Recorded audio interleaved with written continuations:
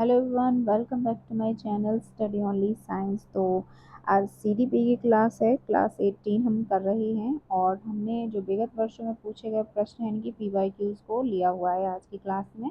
तो ये class very important होने वाली है, हमारे साथ बने रहिए और वीडियो को लाइक शेयर कर दीजिए। ठीक है, चलते हैं हम हमारे पहले प्रश्न की ओर। तो पहला प्रश्न है हमारा, बच्चे के विकास के सिद्धांतों को समझना शिक्षक की सहायता करता है। तो किस शिक्षक की सहायता करता है बच्चे के विकास के सिद्धांत को समझना। ठीक है, तो यहाँ पे देखते हैं क्या ही ऑप्शन है दे रखे हमारे सामने। सीटेट जून 2011 का प्रश्न है, शिक्षार्थी की आर्थिक पृष्ठभूमि को पहचानने में।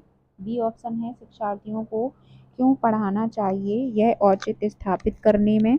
या फिर शिक्षार्थियों की भिन्न अधिगम शैलियों को प्रभावी रूप में संबोधित करने में।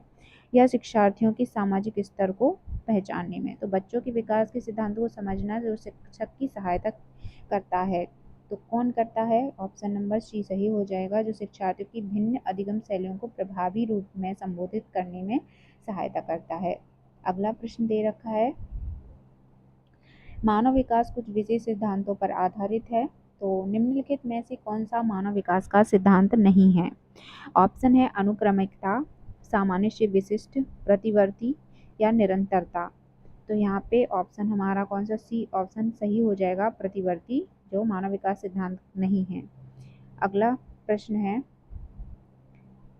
संकल्पनाओं की व्यवस्थित प्रस्तुति विकास के निम्नलिखित किन सिद्धांतों के साथ संबंधित हो सकती है? तो व्यवस्थित प्रस्तुति विकास के किसमें होगी? विकास के परिणाम स्वरूप वृद्धि होती है, या फिर विकास विषम जातीयता से स्वायत्तता की ओर अग्रसर होता है, या विद्यार्थी भिन्न दरों पर विकसित होते हैं, या फिर विकास सापेक्ष रूप से क्रमिक होता है।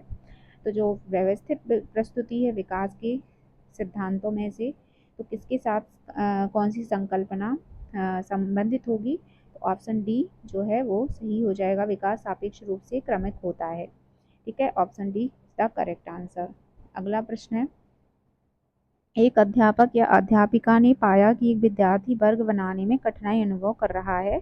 उसने अनुमान लगाया कि वह हीरे यानी कि डायमंड का चित्र बनाने में भी कठिनाई अनुभव करेगा। उसने निम्नलिखित में से किस सिद्धांत पर आधारित होकर यह अनुमान लगाया? सीटेट फरवरी 2014 का प्रश्न है। ऑप्शन है, विकास निरंतरीय होता रहता है, अलग अलग लोगों के लिए विकास की प्रक्रिया भी अलग अलग होती है, और सी ऑप्शन है, विकास एक व्यवस्थित क्रम में होने की प्रवृत्ति से संबद्ध है, या फिर विकास की प्रक्रिया एक उत्परिवर्तनीय प्रक्रिया है। तो उसने ये अनुमान किस तरह से लगाया या किस आधार पर लगाया? तो ऑप्शन सी करेक्ट हो जाएगा, विकास एक व्यवस्थित क्रम में होने की प्रवृत्ति से संबद्ध है। ठीक है, अगला प्रश्न है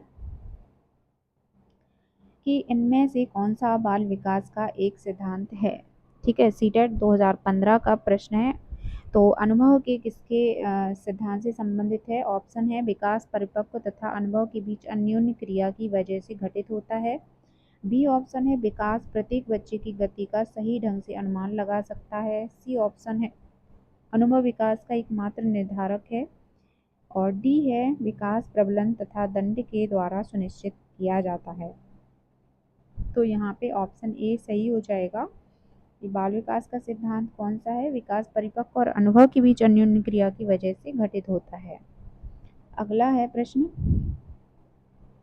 इनमें से कौन सा विकास एक सिद्धांत नहीं है? तो कौन सा विकास का सिद्धांत नहीं है? विकास संशोधन योग्य होता है, विकास केवल संस्कृति से शासित और निर्धारित होता है, विकास जीवन पर्यंत होता है, विकास वंशानुक्रम वातावरण दोनों से प्रभावित होता है। तो इनमें से कौन सा एक जो है विकास का सिद्धांत नहीं है? तो ये है, विकास केवल संस्कृति से संसाधित और निर्धारित होता है। ये बिल्कुल ही गलत ऑप्शन है, क्योंकि विकास बाकी जो 3 ऑप्शन है वो सही हैं। अगला प्रश्न है हमारा, गर्भ में सर्वप्रथम निर्माण होता है। तो गर्भ में सर्वप्रथम निर्माण किसका होता है? ऑप्शन है, पैर, सिर, धड़ या सभी का। तो सबसे पहले सिर का विकास होता है या निर्माण होता है।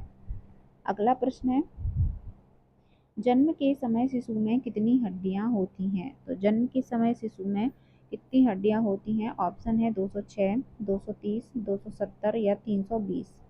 तो सी ऑप्शन सही हो जाएगा कि जन्म के समय शिशु की 270 हड्डियां पाई जाती हैं। सी ऑप्शन राइट हो जाएगा। नेक्स्ट है, बालक अपनी माँ को पहचानना प्रारंभ कर देता है कब? ऑप्शन है 6 माह, 8 माह, 9 माह या 3 माह। तो यहाँ पे 3 माह ऑप्शन सही हो जाएगा। ये 3 माह सही आंसर है। नेक्स्ट प्रश्न है, बालक के जन्म के समय शिशु के मस्तिष्क का भार होता है कितना होता है? ऑप्शन है 300 ग्राम, 350 ग्राम, 400 ग्राम या फिर 450 ग्राम। तो बालक के जन्म के समय शिशु का मस्तिष्क का भार होता है 350 ग्राम। नेक्स्ट है, कल्पना जगत में विचरण होता है कब? शैशवावस्था, किशोरावस्था, बाल्यावस्था या फिर शैशवावस्था व किशोरावस्था। तो कल्पना जगत में ऑप्शन डी सही हो जाएगा। शैशवावस्था और किशोरावस्था में विचरण होता है बाल कल्पना जगत में। अगला प्रश्न देखते हैं, बालक मुख्य रंगों की पहचान कर लेता है कौन से वर्ष में? 5 वर्ष, 2 वर्ष, 3 वर्ष या 4 वर्ष। तो जो बालक है मुख्य रंगों की पहचान कितने वर्ष में करना प्रारंभ कर देता है? 5 वर्ष में। अगला प्रश्न है, छोटे छोटे वाक्यों को बोलना तथा 3 पहियों की साइकिल चलाना यह कार्य किस अवस्था में होता है? ऑप्शन है शैशवावस्था, बाल्यावस्था, किशोरावस्था, प्रौढ़ावस्था। तो यहाँ पे ऑप्शन ए सही हो जाएगा, शैशवावस्था।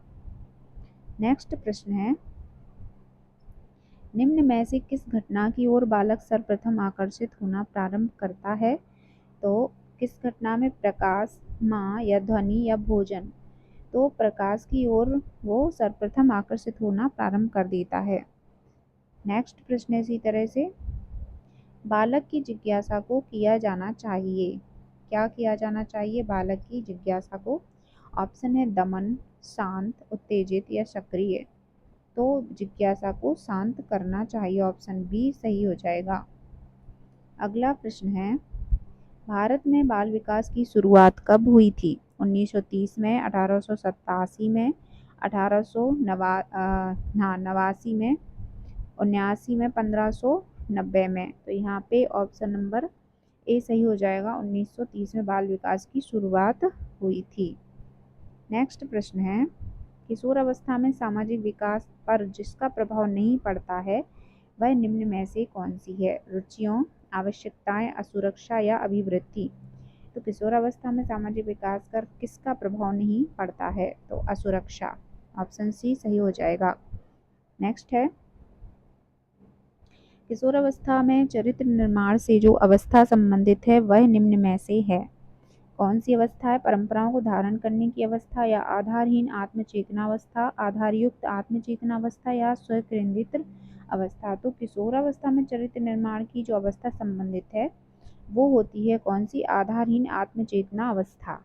ठीक है, ऑप्शन बी सही हो जाएगा। नेक्स्ट प्रश्न है, विकास व्यक्ति में नवीन विशेषताएं और योग्यताएं प्रस्फुटित करता है यह कथन किसका है? ऑप्शन है हरलॉक, जेम्स ट्रेवर, मैकडूगल या मुनरो। तो नवीन विशेषताएं योग्यता प्रस्फुटित करता है विकास व्यक्ति में, तो ये कथन दिया था हरलॉक ने, ऑप्शन ए करेक्ट हो जाएगा। अगला प्रश्न है, किशोरावस्था एक नया जन्म है इसमें उच्चतर और श्रेष्ठतर मानव विशेषताओं का जन्म होता है, यह कथन किसका है? तो ऑप्शन है John and Simpson, Gesell, Stanley Hall या फिर ग्रीड फे। तो ये कथन जो है वो है स्टैनली हॉल का, ऑप्शन सी सही हो जाएगा। नेक्स्ट प्रश्न, किशोरावस्था आदर्शों की अवस्था है, सिद्धांतों के निर्माण की अवस्था है, साथ ही जीवन का सामान्य समायोजन है, यह परिभाषा देने वाले हैं या ये कथन किसका है? ऑप्शन है हेडो रिपोर्ट, जीन प्याजे, फेडरिक ट्रेसी या E.L. पील। तो यहाँ पे ये कथन या इन पंक्तियों के जो कथनानुसार हैं कि ये परिभाषा किसने दी है, तो वो है बी जीन प्याजे, ऑप्शन बी सही हो जाएगा। अगला प्रश्न है, मानसिक विकास का संबंध नहीं है किससे? ऑप्शन में है वित्त, शिक्षादि का वजन एवं ऊंचाई, तर्क एवं निर्णय, स्मृति का विकास, अवबोध की क्षमता। तो मानसिक विकास का संबंध किससे नहीं है? शिक्षार्थी का वजन और ऊंचाई से, ऑप्शन ए सही हो जाएगा। नेक्स्ट है, मनुष्य के शरीर में हड्डियों की संख्या कम से कम होती है। कम से कम कब होती है? शैशवावस्था, बाल्यावस्था, किशोरावस्था के बाद या प्रौढ़ावस्था में? तो यहाँ पे जो है प्रौढ़ावस्था में सबसे कम होती है। नेक्स्ट है, किशोरावस्था की प्रमुख समस्या है कौन सी? वजन बढ़ाने की, शिक्षा की, समायोजन की, अच्छे परिणाम, परीक्षा परिणाम देने की। तो यहाँ पे जो किशोरावस्था की प्रमुख समस्या है वो है कौन सा? समायोजन की। ठीक है, ऑप्शन सी सही हो जाएगा। अगला प्रश्न दे रखा है, किशोरावस्था बड़ी संघर्ष, तूफान और विरोध की अवस्था है, ये कथन है। ये कथन किसने दिया था? ऑप्शन है स्किनर का, स्टैनली हॉल का, E.A. किलपैट्रिक का और थॉर्नडाइक का। तो इनमें से ये कथन दिया था स्टैनली हॉल ने। ठीक है, नेक्स्ट प्रश्न है, जीन प्याजे के अनुसार संज्ञानात्मक विकास की अवस्थाएं हैं। ऑप्शन है 4, 3, 2, 5। तो जीन प्याजे के अनुसार संज्ञानात्मक विकास की अवस्थाएं हैं 4। ठीक है, अगला प्रश्न है,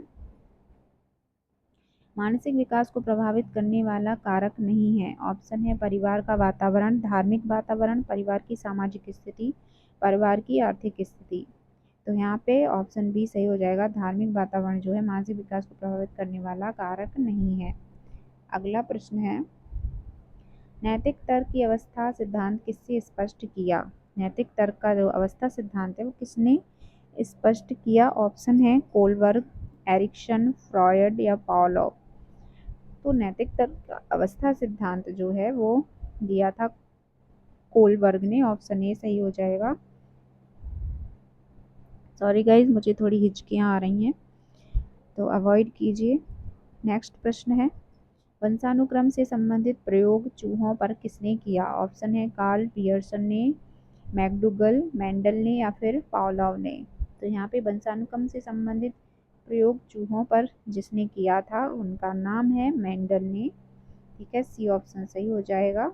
और आज की क्लास का आखिरी प्रश्न है, कौन सा ऊर्जावान मृत्यवत बालक का लक्षण नहीं है? ऑप्शन है खुशमिजाज, सामाजिक, आसानी से चिढ़ने वाला या ऊर्जा का उच्च स्तर वाला। तो यहाँ पे ऊर्जावान मित्रवत बालक का लक्षण नहीं है, तो ऑप्शन सी हो जाएगा, आसानी से चिढ़ने वाला। तो गाइज ये थे आज के हमारे वेरी इंपॉर्टेंट क्लास और वेरी इंपॉर्टेंट प्रश्न। मिलते हैं नेक्स्ट क्लास में इसी तरह के वेरी इंपॉर्टेंट प्रश्नों के साथ, तो हमारे साथ बने रहिए। मिलते हैं नेक्स्ट क्लास में।